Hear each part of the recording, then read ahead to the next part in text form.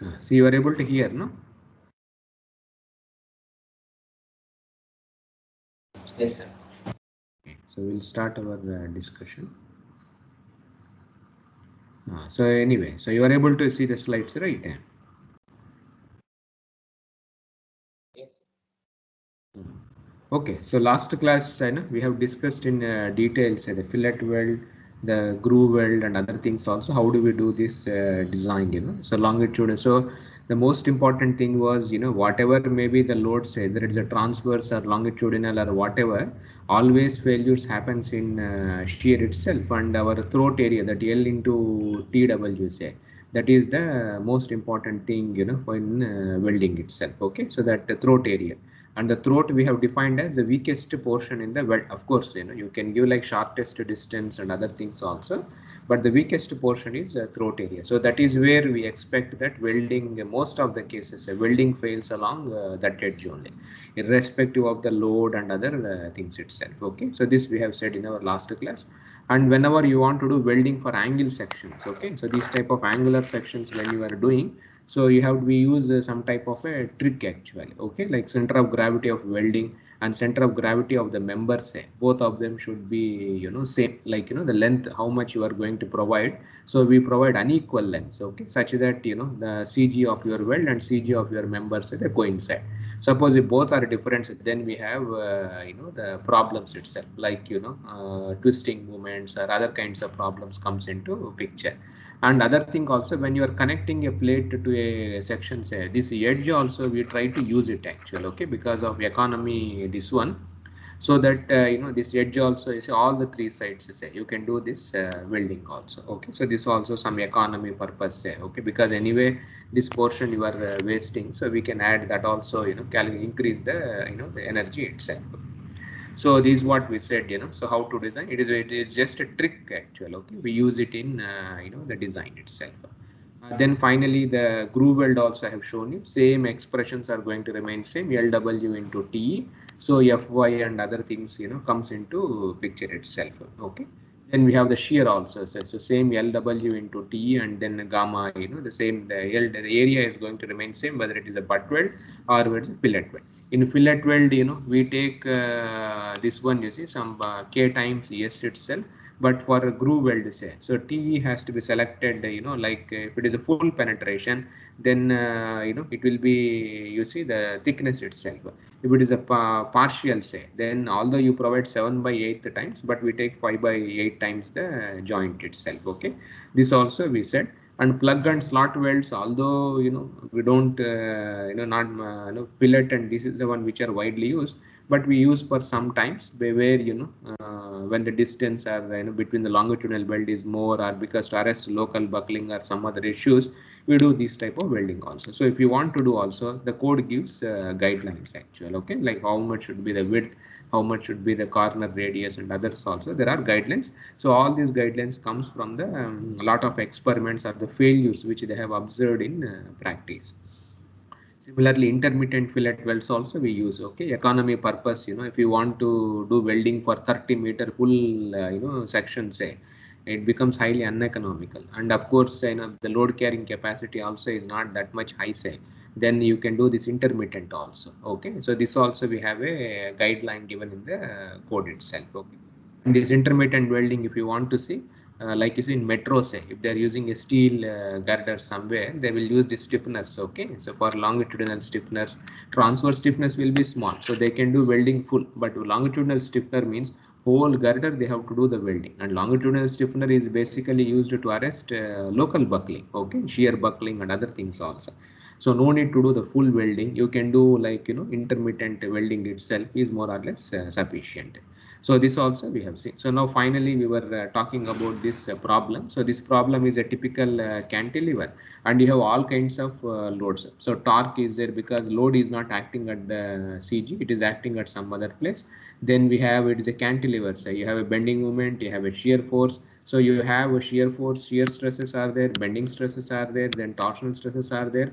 But since we have only two type of stresses, right, like tension, compression, or shear, So these two will be same. The shear stress and torsion is also shear. So these two are shear, and this is a tensile compression kind of a thing, is a bending moment. So all of you know are very well, you know very well. So how to find out shear force, bending moment, 4 into this itself, that is done itself. Okay. And finally, in the design say, we have to find out the area of the cross section or whatever. So now the shear stress, okay, the shear force by area we have. So the AW is the area of the weld. Okay, so if I write properly, say, so this is the area of the weld. Then we have the bending stress, say, it is related to the section modulus, okay, of the weld itself. Then we have shear stress due to torsion. So this also comes from your torsional formula, which you have studied in mechanics of materials. So this is the polar moment of inertia, say, of the weld itself. So now the circular columns, it has to be welded. Okay, so now how much? So here area means length of the weld multiplied by the throat thickness. So this is what we call as the area of the weld. So now here when you are doing a circular cross section, say when you are doing welding, which one is fixed basically? Which is fixed here before solving the problem? Among LW, length and throat thickness, which you can fix easily before starting the problem. Length. Length wide. It has to be equal to the circumference of the circle. Excellent. So you know sometimes you can't do partial welding. You followed, I will do only this much welding, this much welding you can do, because area is the our design parameter. So area means L into T. So you can increase T and decrease length, or you can increase length and you can increase thickness. But the problem here is when you're having the whole circle, say, so if you do partially this side, that side, that is not allowed kind of a thing. Okay, so in this type of a problem, say, so what we do is we would weld the whole the circle itself. So that means LW is already fixed actual. So only thing you have to find out is, you see, the throat thickness. Now for this weld, say, so this is our weld. Okay, so you have some small portion here, so where you have done the welding. So this thickness is the throat thickness. So this thickness is, you see, T, that is the throat thickness, and you have anyway the diameter and other things, radius are all known itself. So now for this weld material, say, so for this weld material you have to find out area, then this one, and then this itself. So the area of the weld portion, say, this is simple, the circumference, like as you already mentioned. So pi times d is the diameter, or 2 pi r also you can write, multiplied by T. So this is the area of the weld itself. So in this problem, say, diameter is known. Okay, I think diameter somewhere, I think 150 mm has been provided to you. So you can write this as some say 471.2 times T. So this is the area of the weld itself. Now section modulus has to be found out. Now what is the section modulus for this this type of hollow circular sections? Any of you remember? See, hollow circular cross sections, say, okay, what is the the section modulus? No, so you would have studied in your mechanics, the mechanics of material course or engineering mechanics, say, to find out this this moment of inertia. So this this is nothing but I by Y only. Okay, so Y by Y, so I is the moment of inertia. Y is anyway you follow, right, the R itself.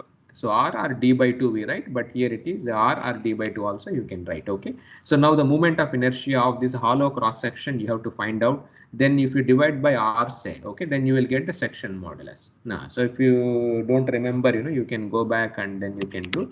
So this turns out to be, say, pi R square into T. So this is a section modulus, okay, for a hollow circular cross section. So it is very simple. If you know the moment of inertia divided by R, so that becomes a pi R square into T itself. Now polar moment of inertia has to be found out.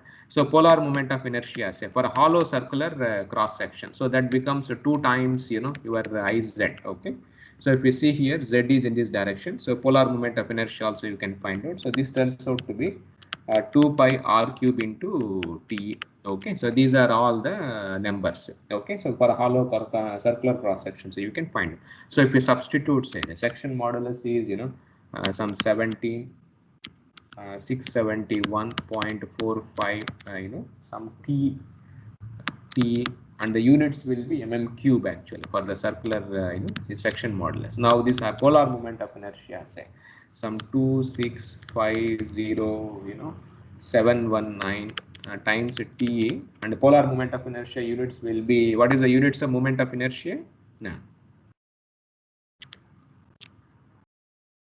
No, mm to the power of 4, but area will be square itself. So these are the three things which you can find out from your this one. So TE is your throat, the thickness itself of the weld.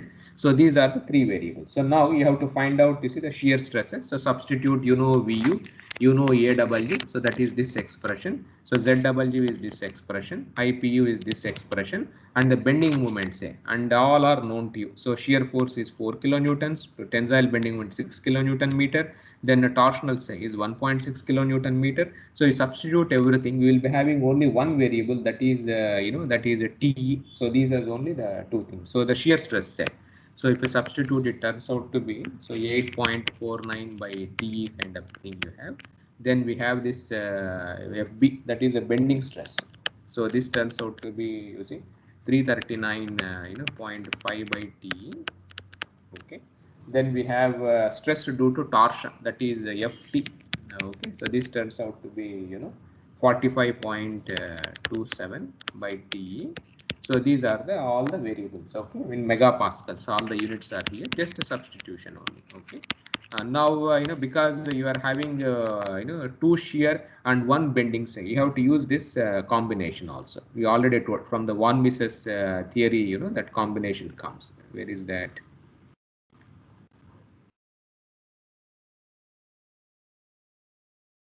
So this combination has to be used actually. So two shears are there and then normal. So you can combine the shear stresses, and this should be less than Fu by gamma MW √3 itself. So we will use this combination here, and then we will get all the details. So Fe, so this is square root of is Fb square, that is a bending stress, plus 3 times is say Q square. So this Q is anyway sum of this plus this itself, because both are shear.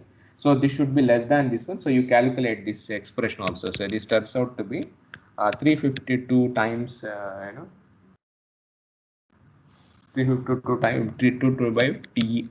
So this is our Fe comes. So now you equate it to that F gamma W and other things if you find out. So the throat thickness, say, for this problem turns out to be 1.86 mm. Okay, so this is the throat thickness. So now you follow, right? So now this is the throat thickness. So now our code gives, what is our code gives? No. So what is that we have to find out? Throat thickness, but what is that you have to do finally?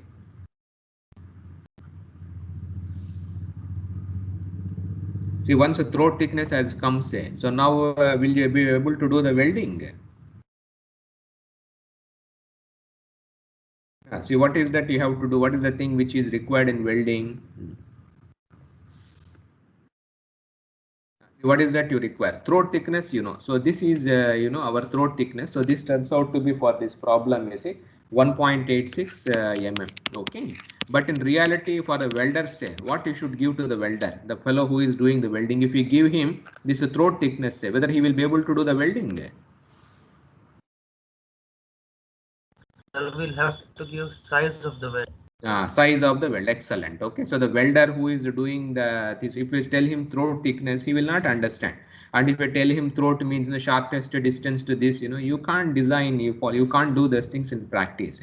So in practice, what is required is, if you tell him the weld size, he will be very extremely happy itself. So what's the relation between throat thickness and weld size?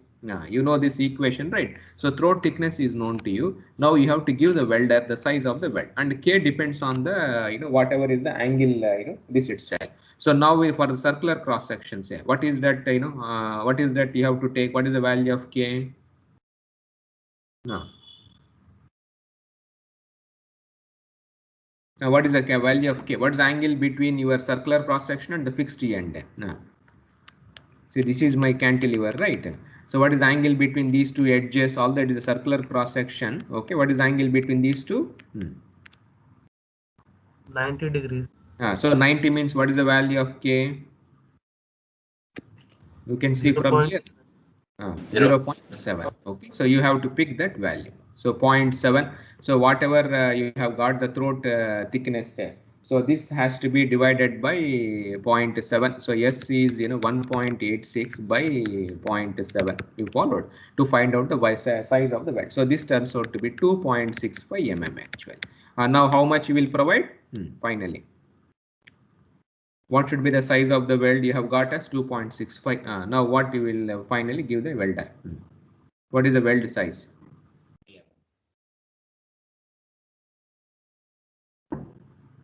What is the minimum size of the weld you have to provide given by the code?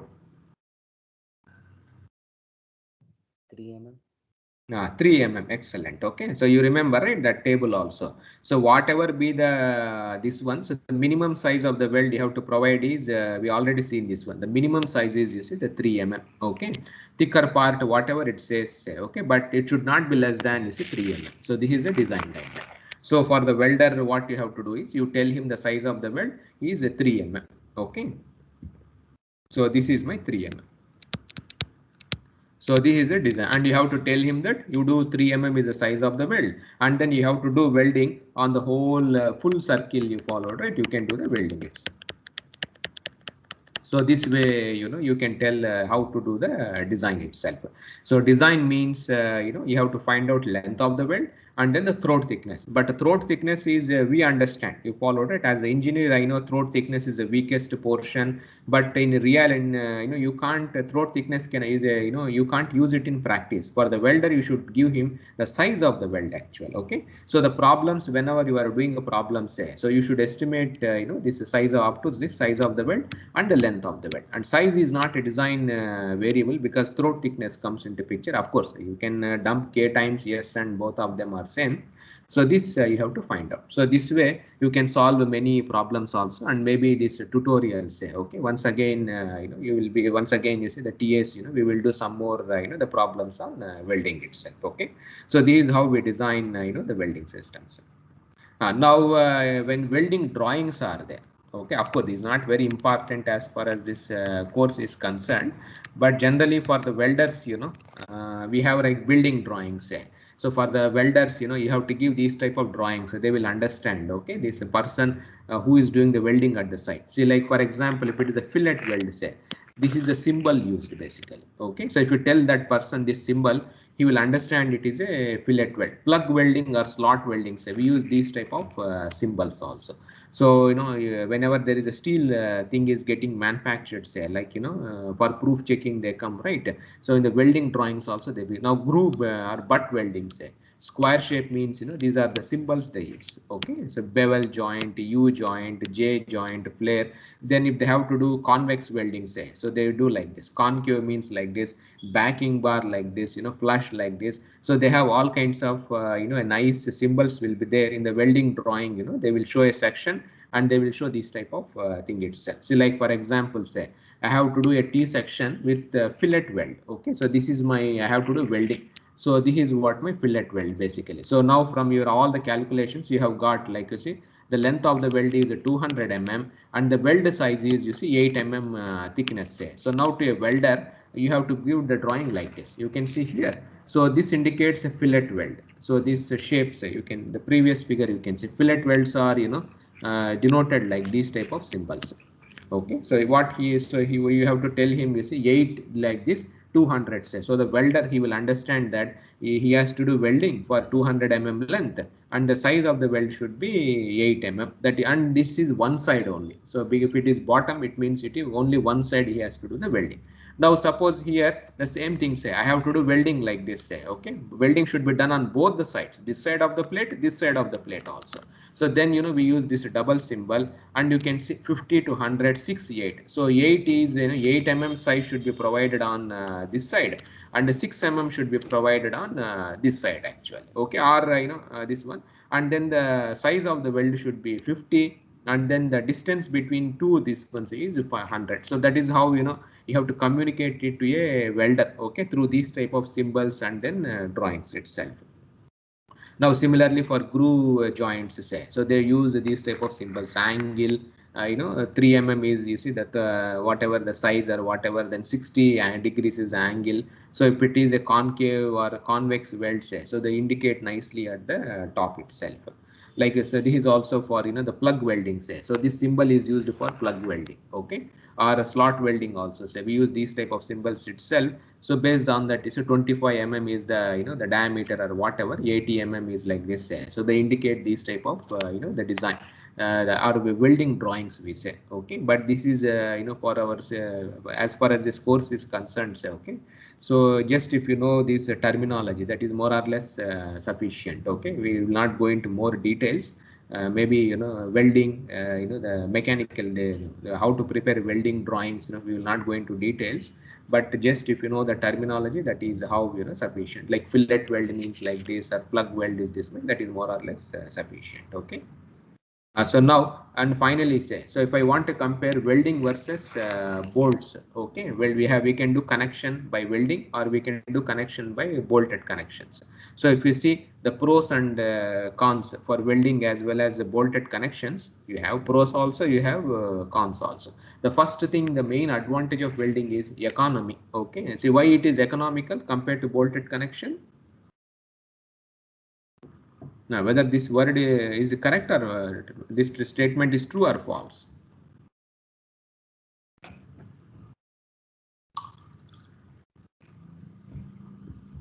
See, which is economical, welding or bolts?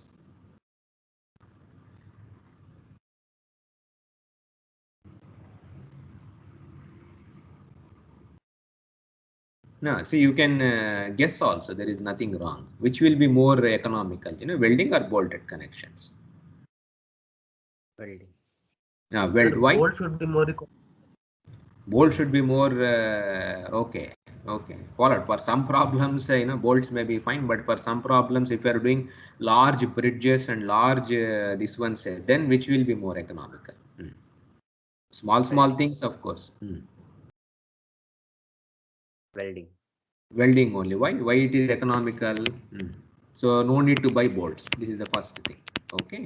So bolts, you can no need to buy the bolts. And then when you do bolting, so what you have to do? You have to drill the holes basically. So this also is expensive. Drilling the holes, the punching the holes or whatever. You may have to do additional work in the field. And then so and then when you want to join some two plates, cover plates are required. You remember? Suppose if you want a butt joint, okay. So let us say this type of a joint you want. If it is welding, say, you can simply do the groove weld. Simply you dump like this and pour the weld like this. But if it is a bolted connections, and if you want a butt joint, you have to put a cover plate also. And if you want a symmetric, say, then you have to put cover plate also. So apart from bolts, you have to buy cover plates also. And then like a splice, so many details will be there itself. So when welding, say, you don't have anything like that, simply the weld metal, that's all only, okay. So if you are doing in large bridge construction or heavy structures, say, generally welding is more economical itself. You people are sitting in home, but if you have come to our IITs, in our structures lab, we have a fire exit, huge steel structure is there. I don't know how many of you have seen. We have painted even in yellow color also, okay, to say that it is a fire exit. So full 3 stories. So the whole building, the state was constructed by welding only, okay. No bolts was used. Only 1 or 2 places they have used, because that is more the economical kind of a thing. Then another thing is rigidity, which is more rigid connection, welding or bolts?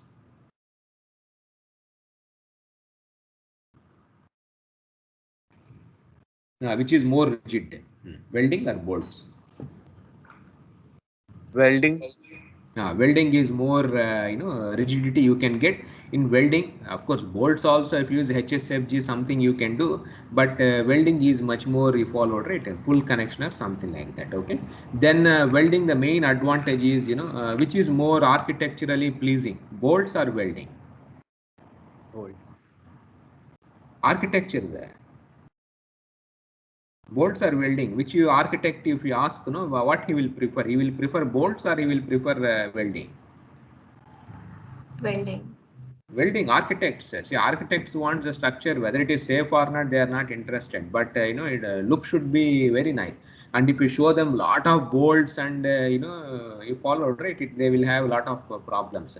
So architecturally, this bolt welding is much more appealing kind of a thing. And advantage is it will have a continuous structure. See, like same butt joint, if you see, say, if you have bolts, right, it will look like this actually, okay.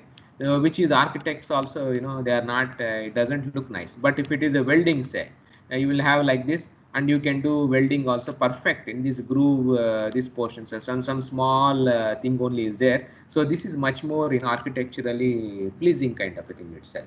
And which construction is faster, welding or bolting?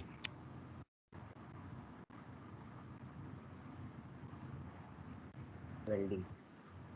Welding. See, nowadays all bridges, right, in Assam, I think 2 years back, that huge bridges. Now also two more bridges are coming in Assam. Okay, so where we are doing all the proof checking others to the older ones. That is a fully welded bridge. You can type it in Google also. That bridge whole 10 kilometer is the length of the bridge.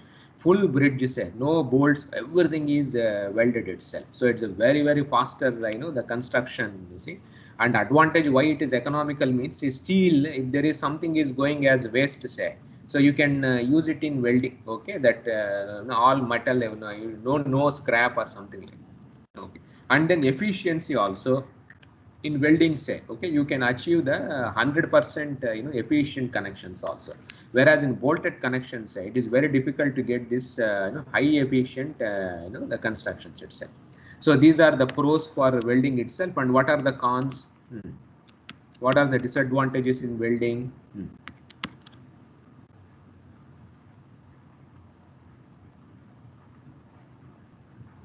Now, what's the most main disadvantage in welding?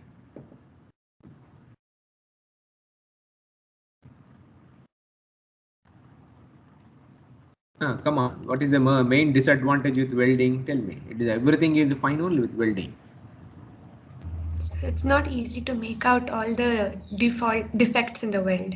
Excellent. So inspection, you can't inspect. Okay, so because if it is a crack inside the weld, say, it is not possible. This bolts means you can easily inspect, but welding, it is not inspection. Then other most important thing is Requirement of specialized labor. specialized skilled labor, not all people can do, as I told you, right, in our India, say, okay, so we have ITI people, they do. Then we have IIT, Indian Institute of Technology, but there is one more institute in the India, is IIW, Indian Institute of Welding. Okay, so there is a central government, like our IIT, IIW also is there. Anybody of you have heard about this institute, where it is? Indian Institute of Welding. Any of you have an idea of where this institute is located? IIW. Kolkata, sir. Kolkata, excellent. Okay, so it is in Calcutta itself. So it is also central government institute. Okay, so they also give, I think, some courses, certificates also, welder certificate. So they will teach you that gas arc, that shield metal arc welding. I think some courses they conduct, and then if you have a certificate, say, then you are like a certified welder or something like that. And of course ITI diploma also, they have this welding where they learn this technique. Okay, so these are some of the the negatives, and of course there are some more negatives, some more positive, this side that side will be there, but these are the most important things which you should remember actually. Okay, so fine. So with this we will close our welded joints. So here also we have discussed simple joints only until now. Okay, bolts also simple only, here also simple, lap joint, butt joint only. Movement connections, beam column, that we will cover later on. Okay, after some point of time itself. So now so this is our checklist kind of a thing. Okay, so now what is the design philosophy of welded joints? Tell me.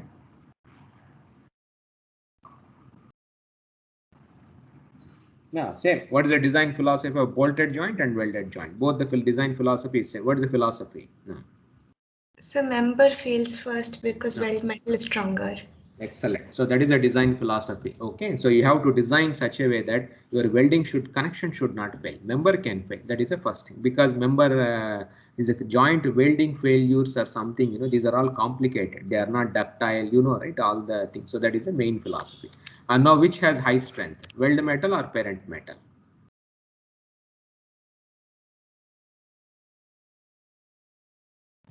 Weld metal. Excellent. Okay, so we have seen that table also. Then which stress you will use in estimating design strength? Parent metal. Parent metal. Why?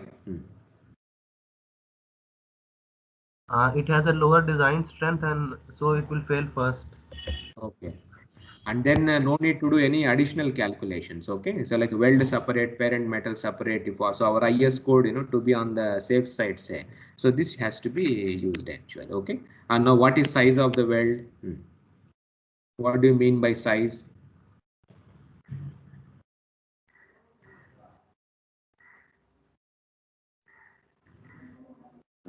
Distance between the root and toe.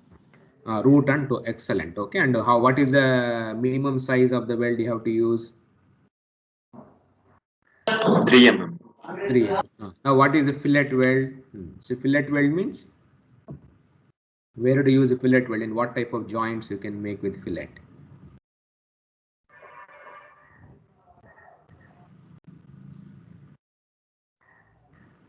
Only so on the outside. Outside only. Okay, so if I have two plates, if I want to join them by fillet weld, what is that you have to do? What type of joint you have to provide if it is a fillet weld, say? Lap or butt joint?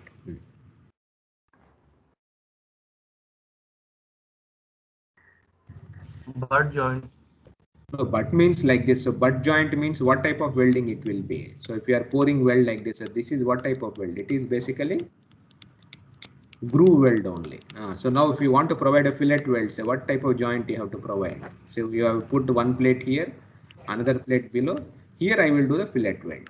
You followed a lap joint you have to do. Okay, so this is how the fillet welds, you see, they look like. Okay, and now what is the minimum size of the fillet weld? Just now we link it to this one. Minimum size is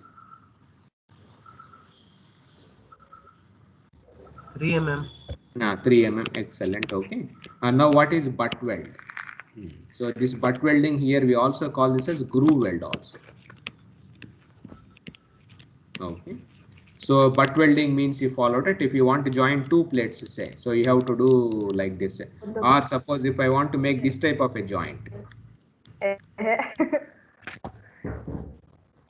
If I want to have this type of a joint, say T joint or something, I can do fillet welding or I can do groove welding also. If it is a groove welding, say, I will do welding here. Okay, this is what groove weld. Suppose if it is a fillet weld, say, so I have to do like this outside. So here and then the here itself. So this is how I can make the joints. I can do this way or I can do that way also. Okay, and now what do you mean by effective throat thickness? What is throat thickness?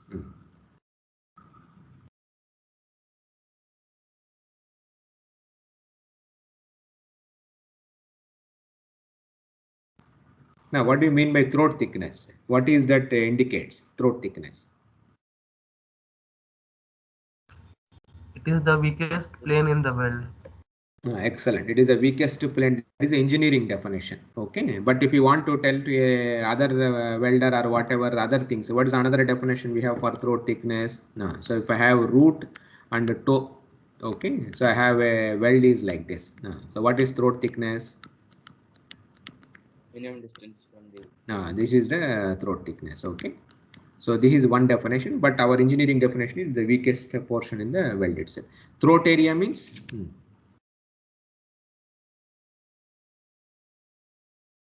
Now, what is the throat area? How do you calculate? Into length of the weld.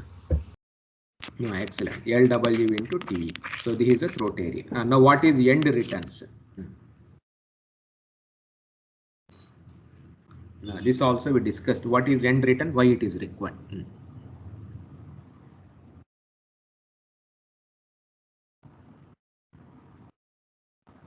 See, if I have two plates, so what did we say? See, like this is another plate, this is another plate. Okay, and now how do I have to do the welding? So let us say I am doing welding this side and I am doing welding this side. So this is my design. Now what is that you have to do additional? What is that you have to do?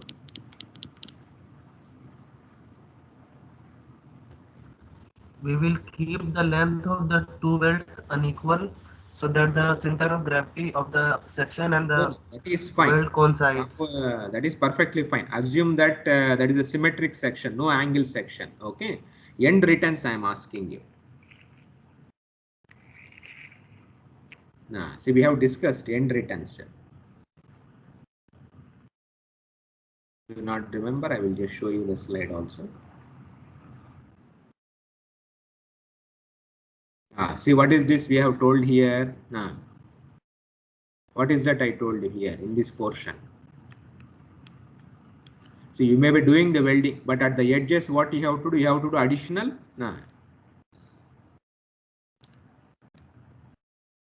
You remember 2 times the size of the weld you have to provide at these edges actually. Okay, so now why we have to provide that one? We also said, so end returns we say because of the stress concentrations at the corners. Okay, so for this, yeah, although length is your design length and throat thickness are fine, but at the edges you have to do some small welding also, which is equal to 2 times, yes, which that is to avoid this stress concentrations itself. Okay, so this you have to do an additional welding.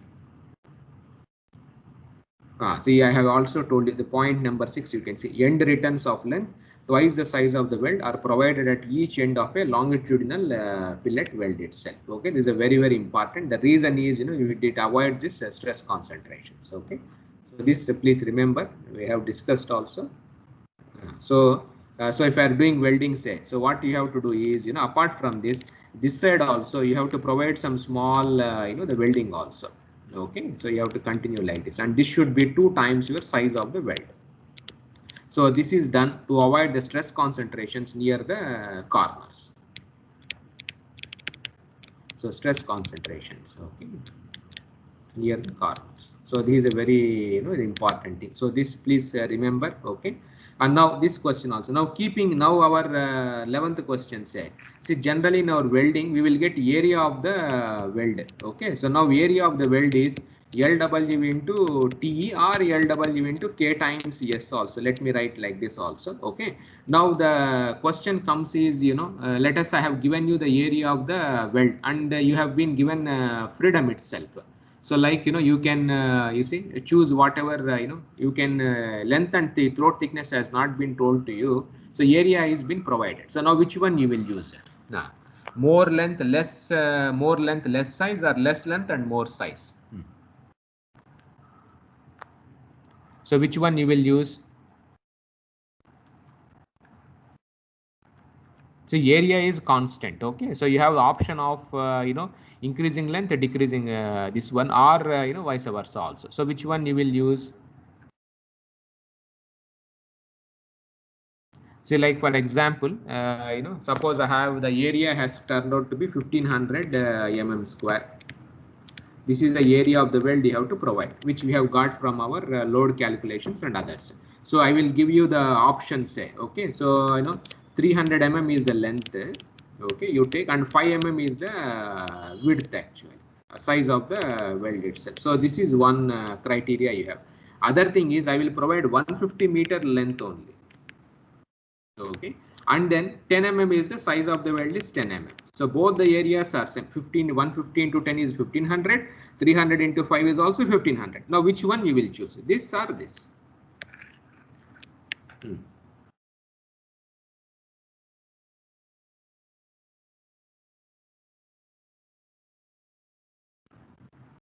See, area of the weld is given to you, okay, as a design variable you have obtained from the load or something like that. Now you have an option, because area is a product of length into throat size or throat thickness. So you have a choice actually, like more length, less size, or less length, more size. Now which one is your preference?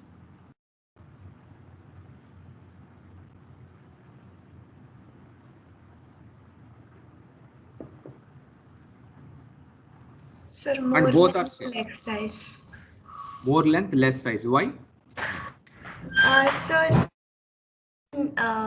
the section modulus will be less. So F and AW will also be less. I mean, AW will be the same, but section modulus will be less. Area is same. No, area is same. Yes, sir, but section modulus will be less. So FB will be more. And so that is one criteria. But suppose if it is a section modulus comes only in bending only. You remember? Suppose if it is only tension, say, like this type of a problem I have, only tension load is there. So then there is no section modulus, no?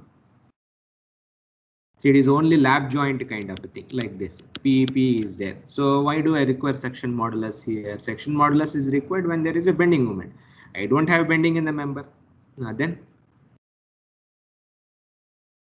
no torsion also, no polar moment of inertia. Simply P by A is my load. Now you tell me.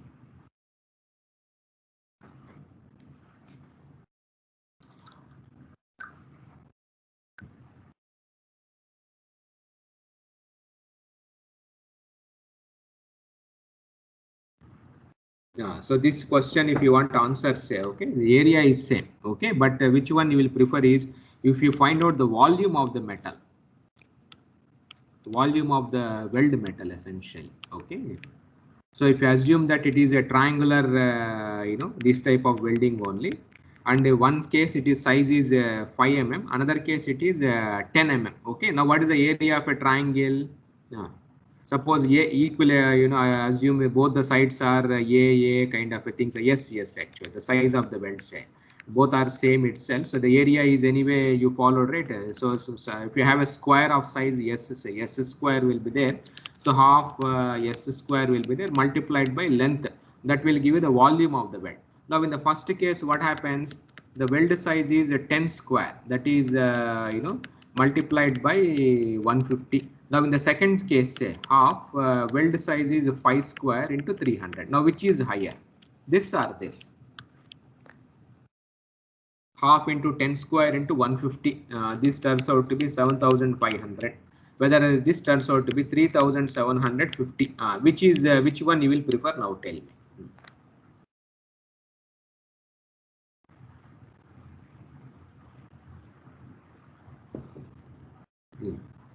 See, safety is fine. Both are safe only. You can use this or you can use this. Now, if you see the volume of the weld metal, say in the first case it is 7,500. Second case is 3,750. Now, which one you will prefer? Second one. Why? Less material used. So less material means what will be your cost? So 3,750 only volume. So you may be able to use some 5 welding rods or 1 welding rod itself may be sufficient. But as a second case, say you may have to do more the welding rods itself. So that is just economical. Okay. So please remember the why the reason is because S is square, your volume is square actually. So length anyway it is directly proportional to length because of that square, no. So generally of course both are safe. First of all you have to decide the safety, okay. You can't do that like circular, that you have to do all the edges on length, you can fix it. But sometimes if you have an option, say like more length less size or less length and more size, say, so obviously choose a weld of the less size itself, because the volume will be more, okay. So this is the most thing. And now how does the welding resist the load?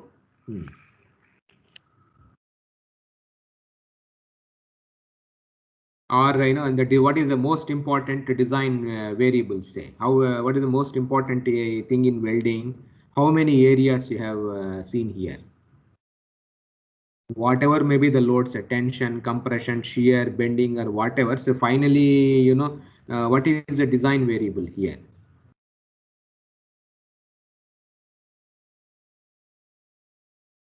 See, in bolted connection, area of the weld. Excellent. Bolted, and how many areas are there in welding? One. Only one area. What is that area? LW into throat thickness. Well, it is shear or whatever, final, everything boils down to this itself only. And how does you follow, right? So this throat area shear, that is what you followed it. Essentially everything is shear failure only, whatever may be the load itself. Okay. And now what is the efficiency of the welded joint? How much efficiency you can arrive?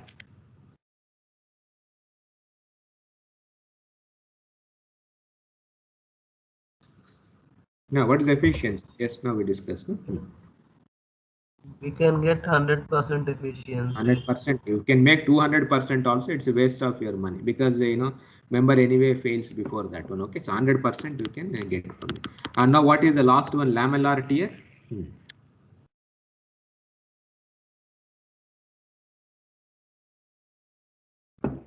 See, among the weld defects I showed you, what is lamellar tear? There are so many defects are there, but this at least you people should able to remember. Now, what is lamellar tear? When too much of the metal has been deposited in welding, then the shrinkage and other effects. Okay, excellent. Okay, so when you have a deposited weld, because weld will be very hot, it cools down, shrinkage will be there, and you will see very high stress concentration just below the weld itself in the parent metal. Okay, so there you will see these type of cracks. So that we call as a lamellar tear. Excellent. Okay, so if your people are able to, if you are able to answer these, able to find out, means you people are doing fine. Okay, so I found out that end returns somehow, you people have missed this concept. Okay, so please, in the slides, everything I have explained, just to see this end returns also once. Other things, I think they are all fine itself. So this anyway, keeping area same, that is just a trick. Okay, there is no, thing here. But just based on the economy, we decide. Okay, fine. So with this, our welding is almost closed. You followed, right? So if you are not unable to understand these, unable to answer some of the questions, so you please go back to the video, and of course the slides also I'm sending you, and then try to see this. You have understood all these questions. If you have understood, that means you are doing fine. Okay, so fine. So now next thing is, we go to this tension members. And so we will cover tension, after that compression, then we will come back to once again this that eccentric connections also we will discuss after some point of time itself. So tension member, so it is the most simplest design, I should say, axial load. Okay, so only axial, and in axial also only tension, no compression. Okay, so how to decide these type of members? So this is a definition. So a tension member, or sometimes we also call as a type. So these also word used in our steel design. So it is basically a linear member, so carrying predominantly axial tension only, causing its elongation or stretching. So whenever there is a tension, say the stress is P by A, all of and what is the elongation? How much a tension member will elongate when it is subjected to load? So this is a P, area of cross section, E is Young's modulus. So what will be the delta, the maximum deflection in tension members? And if L is the the length of the member, say what will be the deflection? EL into P by A. PL? P by A into P by A is a stress. Okay. Yes, sir. Stress by Young's modulus. Okay. L. Okay. So PL by A. You followed it. So this you should never forget. Okay. PL by A. In mechanics you would have studied itself.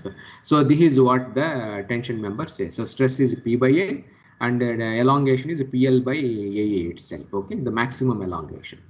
Of course, at the fixed end it will be 0, maximum at the free end. Okay, so this is how the definition of tension member. So you will see tension members everywhere in steel structures. So if we have trusses, bridge truss, so many things are there. Lattice girders are there. Then you have this transmission towers, power transmission. You will be seeing nearby your houses also, that high tension lines or something. Then we have guides. These type of steel structures are there. So they will be tied, to this type of cables and other things. So they all will be under tension. Even in multi-story buildings, so we have these braces. See, columns all, they will be subjected to bending moment, shear force, or whatever other, eccentricity will be there. But these bracings, basically, whatever you put here, so they will be, they are like, you see, were tension members itself. Okay, the braces basically. Of course, sometimes compression also comes, reversal of stresses happens, but you will see these type of members in many, multi-story buildings. Sometimes X bracing they say, or they go for this type of bracing also. Okay, variety things are there. So these are all comes under tension members itself. And general, what type of material is used for tension members? Generally 4 things we can we can say. One is wires, and then cables. Okay, so these wire and cables are there, right? So these type of things we use it in tension members. Even in bridges, that cable stay bridge, and so many, nowadays architectural, right? They are very good looking. So everybody is going for these type of members itself. Wires and cables, they come under tension members. Then bars and rods also, they will be used in bracing essentially. Steel flats and others also we use. Then plates, flats, they are also used in this welding itself. Many bridges, trusses, they use this type of plates and flats. Then rolled steel sections also are used in this for tension members. So we have so many which is the widely used among our steel tables, which is the one which is widely used as a tension member. Among I section we have studied, right, angle section, channel sections, which is the one we frequently see in practice as a tension member. Which shape?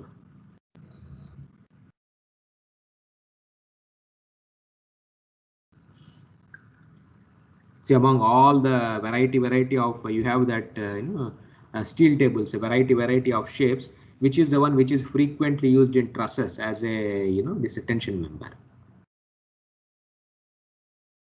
You have a channel section, I section. So I section they use it. No, I section also is angle section. Okay, so this is the one which is frequently used. If any bridge you just see when you are going outside, angle sections are the ones which are widely used as a this one. In olden days, people used to use the flats. Okay, for flats itself, they used to use these type of things. But now everything has been replaced with angle sections. The reason is angle sections they have some more rigidity also compared to these flats. So they use this angle sections very frequently used in as a tension members. Okay, then sometimes of course I sections also we use, the channels also, everything is used, but angle is the most popular. And sometimes a tubular also we use, hollow sections like that problem you saw, right, hollow circular tube. Then compound built up sections also we use. Sometimes if the load is very high, say, so we use, like you see, 4 angle sections you take, and then you join them by some flat or something like that, you weld them or something like that, you make your own tension member. So variety shapes are there which you can use it as a tension member, but the most popular is this angular section. Okay, so anyway, I will stop here. We will continue in our the next class. Now, so if you have any doubts, you can ask.